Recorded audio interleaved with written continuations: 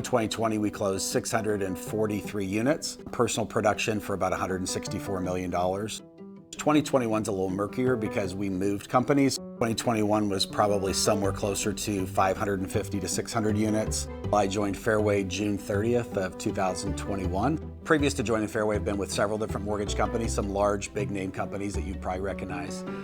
One of the struggles I really had when I was at these other companies was really just the big company feel. You dealt with a lot of bureaucracy, you dealt with a lot of red tape, and you felt lost at times when you really needed help. And so I think the most refreshing thing for me about joining Fairway is this big company. As a small town guy, it really felt like a small company, and I love the small feel.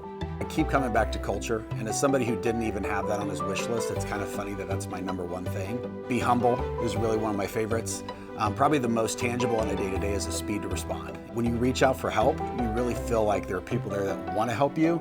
They're there to support you, not just to pass you on to another group and kind of pass the buck. But the independent culture of the company too, where you can kind of like build what you want to build. In my previous company, where they built really from the top down. This is how you put a loan together. There were a lot of constraints. There was a lot of limitation that I couldn't really put in to build my own vision for how I want my mortgage business to be run, how I want to service my clients. And the independent spirit of Fairway that allows me to kind of play with the Legos is what I like to call it, where I can build what I want to build and have a vision for what client experience looks like, have a vision of how I want to deploy technology and do different things. I can do all those things here. The company not only doesn't limit that, they embrace that independence, and they really support the spirit of like really building something that's a bespoke reflection of who I am and how I want to support my people.